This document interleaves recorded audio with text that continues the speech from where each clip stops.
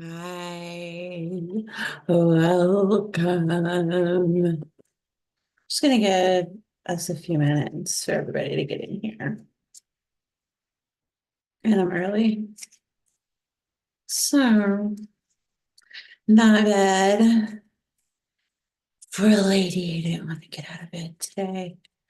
Wake up, it's April 27th. I wake up and it's snowing balls in Denver when I wake up. And I'm like, yeah, not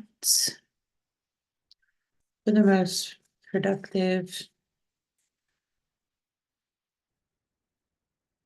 vibe.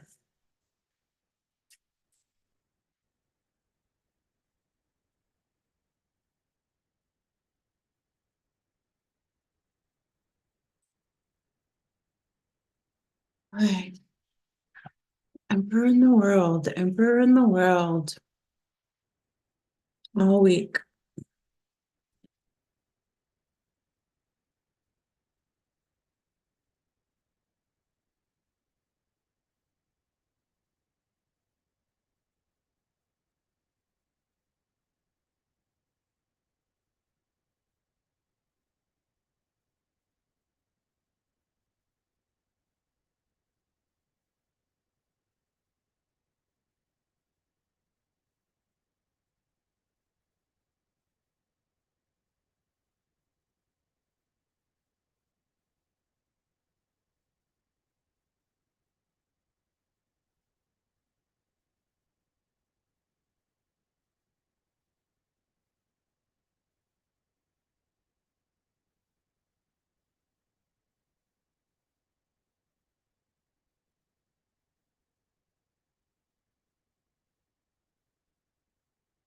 Mm.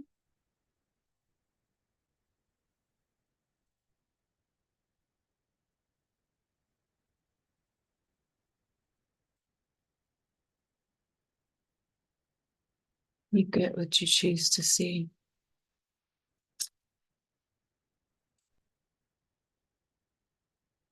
An opportunity for celebration and ease. I'm always down for that.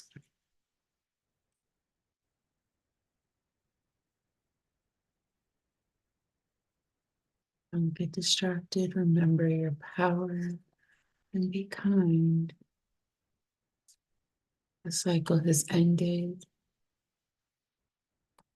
You have so many opportunities, but moving forward with a broken heart isn't one of them. Hmm. Hmm. Change is coming, whether you want it or not. It's coming.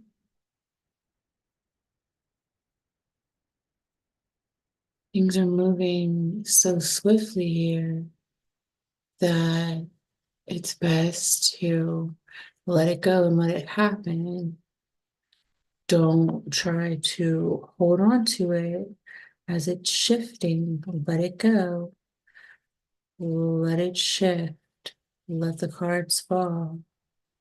Then come back and assess how you really feel about it. Don't get too caught up in in saying what you feel about it, right? Feeling what you feel about it right now. Yeah.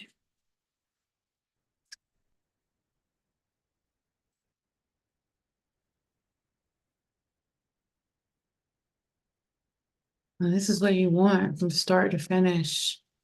And keep it balanced. And when someone hands this to you, say thank you, partake of it, and enjoy it. You deserve it. Then, and only then, can we see everything? Can we see all the parts of it? Can we bring it into our inner garden to enjoy it and feel it? Because you can't feel it now because you don't have it, because it hadn't shifted yet. But it's coming. It's coming. Okay, so I'm gonna get started. Thanks to everyone who is here today or watching the replay or however this finds you.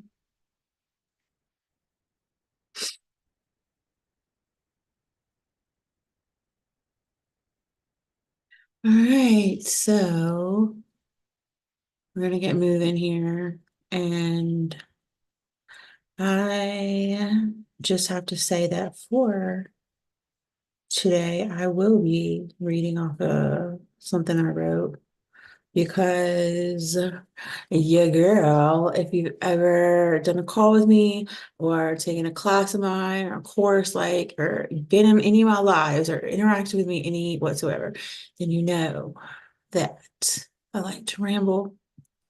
And I could literally like this topic, the subject, spirituality and quantum healing is one of my favorite subjects in all the land.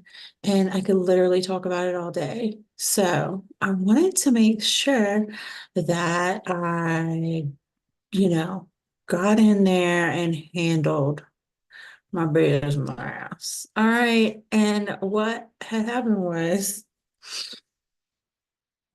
I go in to review all the material I made and everything that I wanted to present along with this last night. I made a slideshow presentation and some more stuff. But what's what's going on is that I something else wanted to come through, something else completely, entirely different. And this is really exciting for me because it's not so often that I get to show people how my brain works. And I feel like that's what is really the gist here of what is going on with this masterclass. So I'm just going to start reading what I wrote, okay? So originally, I planned to do this through the lens of betrayal trauma, something that I thought anyone, anywhere could identify with, right? I think we've probably all been cheated on. We've all been lied to. We all, one big one for women is childbirth. We experience a lot of betrayal trauma with childbirth because you think it's going to be this one way, and you think that people are there to hold you and protect you and hold your hand as you are ushered into womanhood. But yeah, no, no, it's brutal. It's brutal. It's brutal. And it's really traumatic to have to go through it if you're not expecting it and you don't know, like, oh, that's how this goes down. Anyway, last night I was sitting with all this material and all of this and making sure that I was presenting it the best way to people who needed it and could use it. And it became something more than betrayal trauma to me. It became clear to me that what I wanted to focus on and not what I wanted to present to my clients was the topic of lack. Lack. Like, I hate saying even. It sounds gross. It sounds like between a sneeze and a cough, right? It's just like wet, germy word, lack. And so that's what came through for me. And it also occurred to me that lack is the underlying problem in betrayal trauma. Lack, self-worth, shame, and guilt is the underlying problem there, right? Because if we were balanced in our way of experiencing the world. And if we thought we really deserved good things, then our reality would present that to us, right? So for me, it was about how betrayal trauma led me to the experience of healing my wounds with abundance and lack. And lack is the opposite of abundance. Abundance is everywhere. There are opportunities for it everywhere. Like abundance is our natural state. Okay. It's like our breath. It's natural. It's flowing. It's easy. It's there for us always. It's everywhere. Opportunities for it are everywhere. So where does the lack come in? Like what is that? It comes from walls that we build with our belief. We tell ourselves that we don't need that much, or that we don't deserve it, or that it's bad to be or have certain things. And we're totally unaware of what's truly taking place. Lack can be one of our most deeply ingrained ancestral wounds. It's deep and sinewy, it's visceral. It gets its claws in you like nothing or no other. It is piercing. This is because the presence of lack signifies a state of our survival being triggered, our need for survival. Assess the situation, find the routes available, determine the route you need to take, move, all in a millisecond, right? That's survival based mindset, like a bunny, you know? Lack is like the hawk rolling in on the cusp of a storm, looking for whispers of its reflection within you. The second you identify with it, it gets its claws in you, and it's so hard to get them out because lack is a manifestation of fear. It's a fear you once had about one thing or another. And the thing that made you afraid was the fact that you didn't have something. You noticed something missing. And in that moment, there was a split in your personality. There's now a you who knew before and a you who knows after the presence of that fear. So it's a defining moment in your psyche.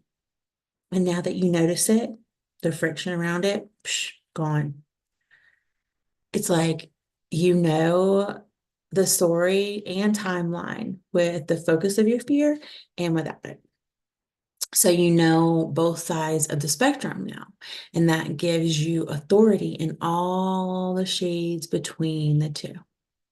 See, that was easy. We got rid of the fear. Now we can see the source code for the actual lack. Oh, look, it's natural. Yep. Lack is a human response that is totally natural. And it's to a perceived need for something that is important to us: air, food, water, money, resources. It is a very natural trigger to feel. So you just go ahead and release any shame you might have for having it or identifying with it. And pat yourself on the back because you just had another human experience to add to your grand and beautiful scheme of a life. This is the beauty of it, having a scale of experience for testimony, as well as to help you love and embrace who you truly are. So when you see it that way, and you can hold that part of yourself instead of shaming her for not having enough or being enough, you can feel love and acceptance throughout your body, through more of your body, for everything. Right? The edge you squeeze past and that curve that was too steep, you love all of it. You love every part about yourself and you feel that expansion. And within that expansion, is a stillness. That acceptance brings us to a stillness within. That stillness and that acceptance of all of it just the way it is, and the love for it and its divine perfection as a moment. And that is a shift in and of itself. Just the presence of that stealing, that stillness.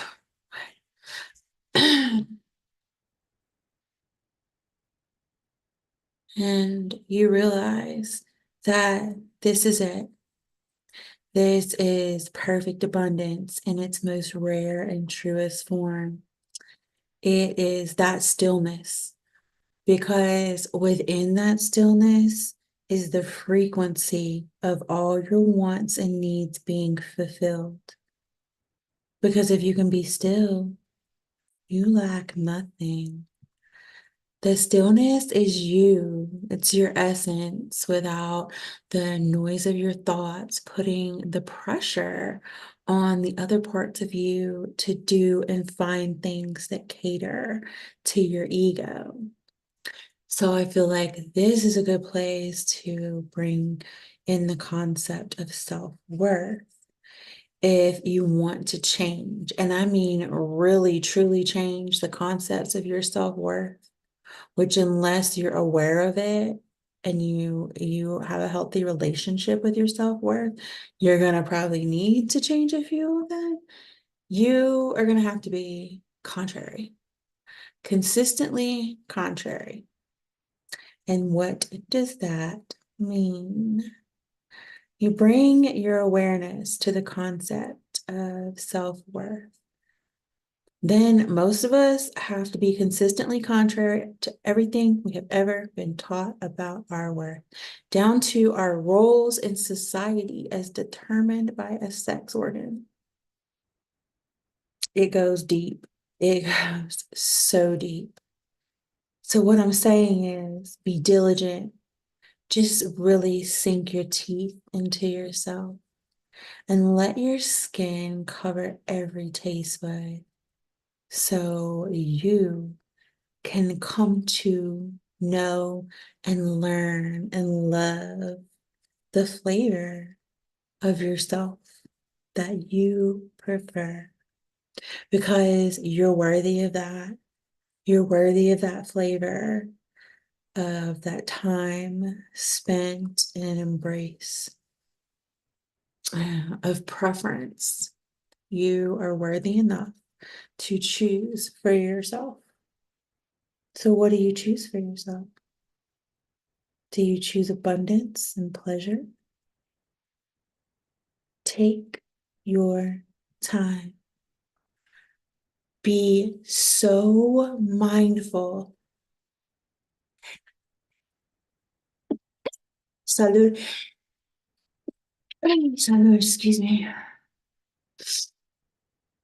Take your time and be so mindful and powerful as you move through your day. You literally control time, and it can be your ultimate luxury. What kind of space do you give yourself within a moment? It is such an amazing frequency, tapping in to that space of luxury as defined by time. The funny thing is, it's not even about time or time management. It's about being present in the moment. The more present you are, the more time you seem to have. And be mindful. Why give your precious gift of attention and awareness to things that don't bring you joy or enhance your life? So, if you were curious how to convey, oh my God. If you're curious as to how to cultivate more abundance in your life and prove to yourself and the quantum field that lack does not exist there, taking your time to find the stillness of each moment in the moment is an awesome start. Because within this stillness, there's this intimacy, and it's the intimacy of you and your awareness. You become not just awareness experiencing itself, but somehow within the stillness, that void, you become awareness that is experiencing itself through the absence of filters and ideas that aren't original. And that is the quickest way to get to the heart of the matter of who you truly are and what your true desires can reflect back to you. The awareness of our stillness and striving to reach it is how we can begin our journey of abundance. It can be kind of difficult to find evidence of abundance in your physical reality when you're first starting to make this shift. So it's so important in the beginning to find the absence of lack as the presence of abundance.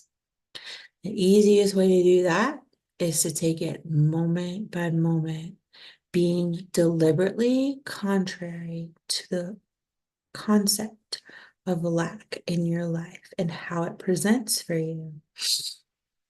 This would look like actively choosing to make the decision of not focusing on what you need and taking this on a moment by moment basis. In each moment, you ask yourself, do I have everything I need right now in this moment? And I would say almost 100% of the time, you will. So make the habit of feeling that and feeling the presence of abundance and that gratitude for it in each individual moment. And let it linger as long as you can and thread it into the next moment in which you also have everything you need. And let this become something for you. Let yourself play with this concept and see what it shows you and what comes up for you as a learning experience around it. And as you are choosing this for yourself, remind yourself and reinforce that you deserve the very best experience. And of course, you always have everything you need because you deserve it. The universe and the powers within it love you and they're rooting for you and they want to see you succeed. But you got to play by the rules.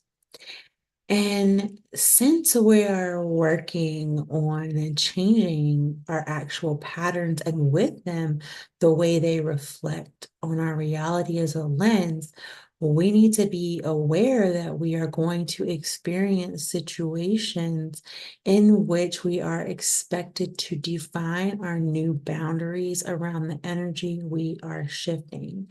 So this can look like somebody testing you, car trouble, or anything and everything that would trigger you to your shake you off the new fence and back into past patterns of lack. Why? Because your mind and your system are just doing their job. You have spent the majority of your life stuck in these patterns, repeating them over and over with no awareness of what you're actually doing to yourself and why. So when you try to change, it's treated by your psyche as almost like an autoimmune response, right? There's a foreign pattern attempting to change the way that your system experiences life. It's really natural. And so don't be hard on yourself when this takes like some extra TLC and time and love and care to be able to master shifting your patterns to ones that serve you. So when the inevitable happens and it feels like we've been dealt a blow or experienced a setback, just remember to love yourself. Always come back to the love and love all of your human bits because this is a part of you that is so definitely human. But guess what? So is determination, and so is tenacity. And when you get hung up on being human, don't forget to encompass all of the amazing and beautiful things about it too. The capacity for joy and the empathy and the awe and the pleasure You get to experience the entire spectrum. So make sure you use that to your advantage. Thanks so much for joining me today. And like I said, I just wanted to come about it this way so you guys could see what I actually do. Like, yeah, we could have sat here and gone through betrayal trauma and go into it and learn all of the reasons and causes, and we could have made a good old trauma bond. But that's not why we're here today. And this is what I do. I cut through all that bullshit. I cut through the bullshit and I get to the limiting beliefs that you have that are causing you to not see the reality you want in your experience. And I go through them with you and help you heal. Set a plan to integrate them. And yeah, so I hope you guys enjoyed this today. And yeah, don't forget, be consistently contrary and make sure you see your abundance. You see it, and you also see it when lack is absent.